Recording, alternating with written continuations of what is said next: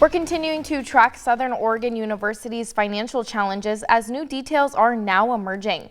Yesterday, we told you about a special board meeting where the board unanimously voted to adopt an enrollment marketing resolution.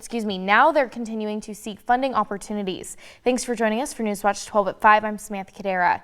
NewsWatch 12's Grace Ritz is live in studio. Grace, you've been following these issues. What more can you tell with us? Yeah, thank you, Sam. I just got off a special news conference that SOU President Rick Bailey convened, where he said he's in Salem right now, lobbying with legislators to receive more funding for SOU and other Oregon institutions. In a special board meeting yesterday, trustees and President Bailey said that they're at risk of running out of cash flow by April. Today, Bailey said that date has been pushed back to July, with funding being a constant moving target. Bailey made it clear that there are still students studying at SOU, and he wants them to focus on academics and not the financial issues.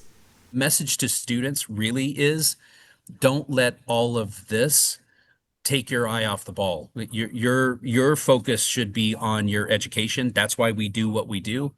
We're committed to your future. Let us handle all of this outside stuff and just have you focus on the prize.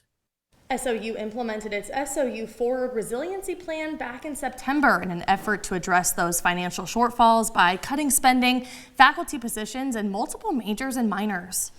And Grace, now you're joining me here at the desk. Another consideration that has been thrown out was a possible merger. Was that discussed at all today?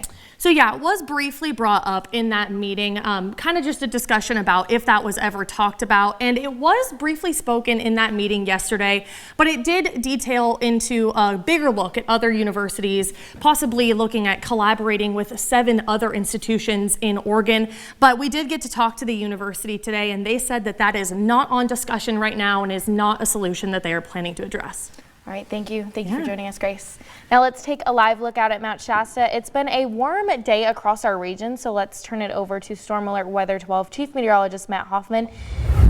I'm really enjoying this weather, but I know it might be the last few days of it. Yeah, we're going to still, if you like today's weather, you're going to love the next few days. But for folks that are hoping for rain and, of course, folks hoping for snow to hit the slopes, we do have some changes on the way for this weekend. But look at the highs today, 61 degrees in Medford, made up to 66 in Mount Shasta City, 68 degrees in Brookings, 55 in Klamath Falls. But we're going to keep warming things up here over the next couple of days for most spots. Temperatures now starting to drop back a bit. It's still 60 though in Medford. We're down to 47 degrees in Klamath Falls, 55 in Wairika, 54 in Mount Shasta, and 62 degrees along the coast in Brookings. Seeing some higher level clouds drifting through the region today. Take a look at that Lake of the Woods earlier today. Randy Ellison taking this beautiful photo of Mount McLaughlin, but you can see the lack of ice. Of course,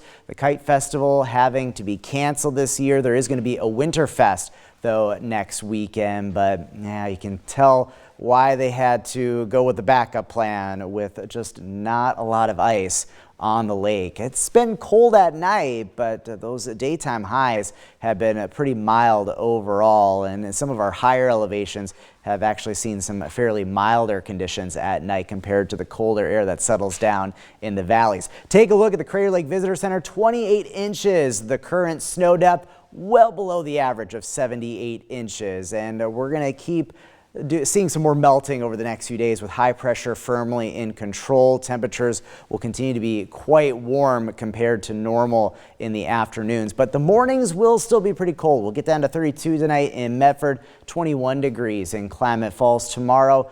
Even warmer than today, and lots of sunshine expected across southern Oregon and northern California. Closer look at your Wednesday and what to expect with that change for the weekend coming up. Moving into a crime alert, Medford police are investigating a theft where a suspect stole more than $10,000 worth of equipment from the Medford School District facility yard. The incident occurred in the early hours of January 19th, leading police to post bulletins in several gas stations and markets. They were later able to identify the suspect as 24-year-old Nicholas Thomas Mitz. In a search, police recovered several stolen items, including some from the Medford School District and other unrelated cases. Now, police are still actively looking for Mitz and ask anyone with further information to contact Medford Police Department. And a traffic stop in Josephine County early this morning escalated into a vehicle pursuit, ending with a suspect in custody.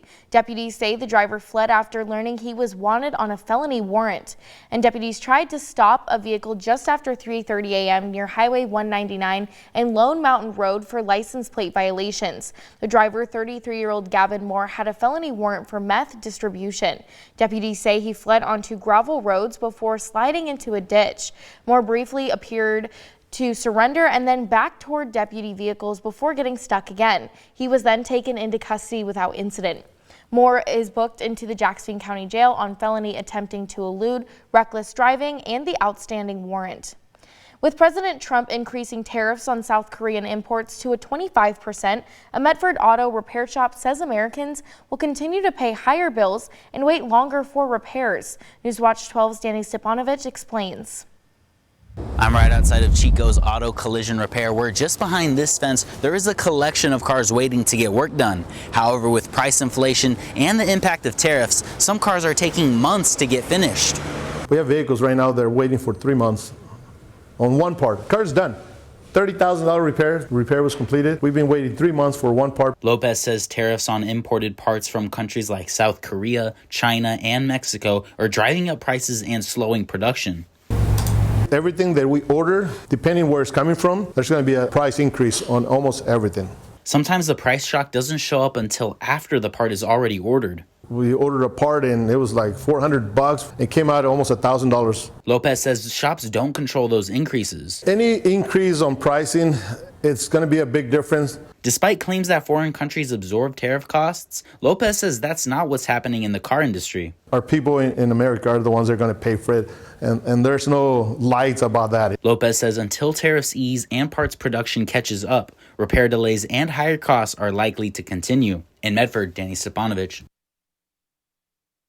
This morning, Representative Cliff Benz spoke in front of the Committee on Natural Resources Federal Land Subcommittee, calling for the Senate to pass the Fix Our Forests Acts. Now, this bill aims to implement new forest management requirements and expedite the review process to prevent wildfire threat on federal lands and in adjacent communities. In this morning's hearing, Benz raised concerns about both lasting fire threats in the environment and the affordability of insurance across Oregon and California. Correct. If an individual wants to go in and drive down their own rate, just taking care of themselves by themselves will not work. So the FOFA bill is one of the few ways that I've seen around here where we could immediately address affordability. If we could get it passed, if the Senate would get busy and pass it, then we could do something positive to bring these people together. One member of the subcommittee agreed that the National Environmental Policy Act, which reviews forest management projects, is a time-consuming process that needs reform. The bill was introduced in the House January 16th and is currently being reviewed in the Senate. The PulsePoint app has been used in our region for years to help citizens and first responders stay in the know about emergencies. Crews say its CPR alert system is helping save lives every day. NewsWatch 12's Grace Ritz spoke with first responders and founders of PulsePoint about the positive impacts of the alert system. Say I'm walking down the street and someone in the businesses right next to me goes into cardiac arrest. Well, if I have the PulsePoint app on my phone, it can notify me that CPR is needed nearby, so I can go in and render aid before first responders even arrive. We process now 800 reported cardiac arrests each day. We activate hundreds of people who are nearby every day. And every day, we have people starting CPR before the crews arrive. For nearly a decade, the app has helped people in our region track emergencies nearby. And local crews say its CPR alert system is making a real difference. The impact of early CPR and getting the community engaged and notifying citizens that there's somebody in need is huge. It's widespread across the country. There's data that supports the impact, the positive impact. And for off-duty first responders, a short survey in the app allows them to receive a different type of alert, notifying them if someone nearby needs CPR at home. We go through kind of like a mini application process and say, yep, I work for an EMS or fire department. I have the tools necessary. Those verified responders can actually be notified of cardiac arrest in a home. Being in the know is simple. Once you've downloaded the app, you're confirming you have some level of CPR training and are willing to help if needed. Then in the notification settings, you can turn on nearby CPR needed to start receiving alerts. The app can also show you where nearby AED machines are located, making saving a life even more likely. We see that time and time again where bystanders are performing CPR, and then we get there and we start doing advanced interventions, and that's the early CPR. Early defibrillation saves a life. Reporting in Jackson County, I'm Grace Ritz. Rogue X is taking steps to ease parking congestion as visitor numbers continue to grow. Today, they announced multiple parking expansions, including new overflow and paved lots. A 150-space gravel overflow parking lot has opened along the west side of the facility. In addition, the 154-space lot at Logos Public Charter School near the east entrance is available for Rogue X visitors during the weekends, after school hours, and throughout the summer. They also shared that a permanent 90-space paved parking lot is also planned and expected to open in the coming months on the northeast side of the property.